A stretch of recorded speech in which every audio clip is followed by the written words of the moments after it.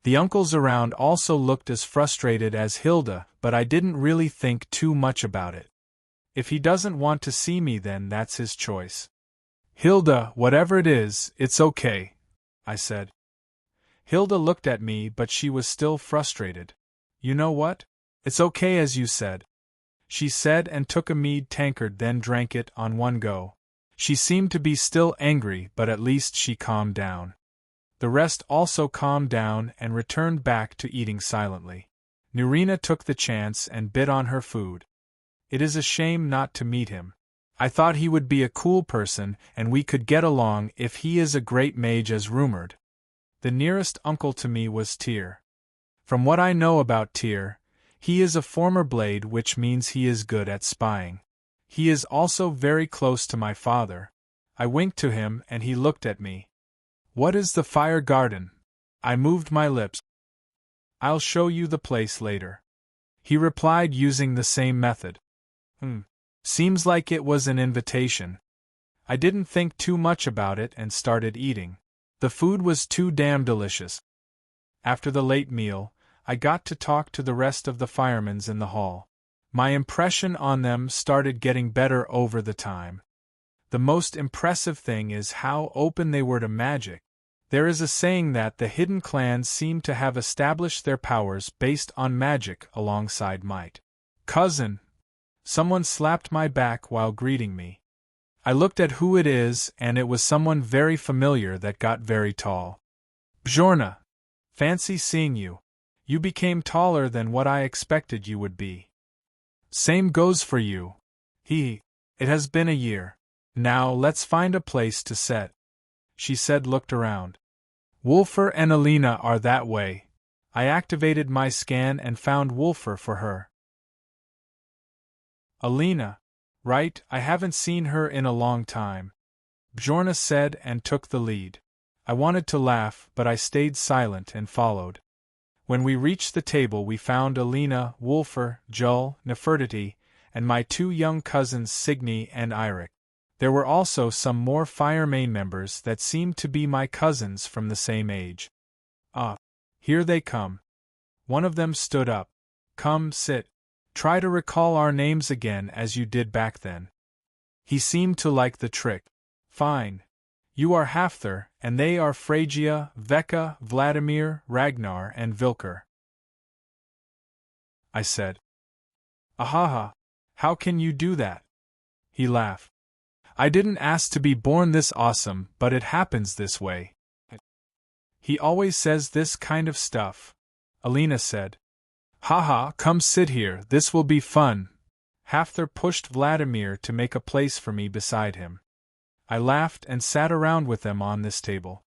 After the first round of mead, I started to get to know them better. They are all turning 16 this year, so we all will be at the ceremony together. The first and the most talkative one is Hafthor. He is also the most friendly and the largest one among us. Next is Phrygia, Jord's daughter and a quiet, cool beauty. Vecca and Vladimir are twins, girl and boy. They have negative personalities, as Vecca likes to fool around while Vladimir is quiet and seems to be a strong mage. Ragnar has a thin presence and sharp eyes. He seemed to be very similar to Uncle Forsetti, so I realized he is his son. And finally, Vilker, who was a full-time foolhardy. A funny bunch that is very strange to find in one place, unless they are a family like that. After laughing around about this and that, Hafthor started talking business. So we were saying, a week from now we will go together on a ship. One of the elders shall accompany us, so we won't spend it all on merry time. That is for you, Vicar. Anyway, there is an island up in the north that has a lot of ice wraith. We go there, we hunt 10 of them, and we return. If the wind was on our favor, then we will do it in 5 days, else it will take a week. We all nodded. What is the upper time limit? I asked. 2 weeks. Are you good on a ship? I own some back at Winterhold, sailed many times, so I will be of help, I said. Own some? Cousin, you are making me jealous. Haha. Sorry about that. Anyway, as you can see, We are 5 boys and 5 girls, you boys know what does this mean, right? Everyone looked at him waiting for an answer. This a competition. We can't let the girls do better than us this time. Hafthor announced with a laugh. Vladimir had a tired face and the rest went pale. Phrygia, Veka, Bjorna, and even Alina snorted in disdain. You still want to settle the score? Let me tell you, not even Senior Jon can help you this time. Alina seemed to have a score against Hafthor. Don't think that you will have your way again. The numbers are equal this time. Yes, let them think like that, Alina. I am curious what kind of excuse will Hafthor use this time when he eats dirt again.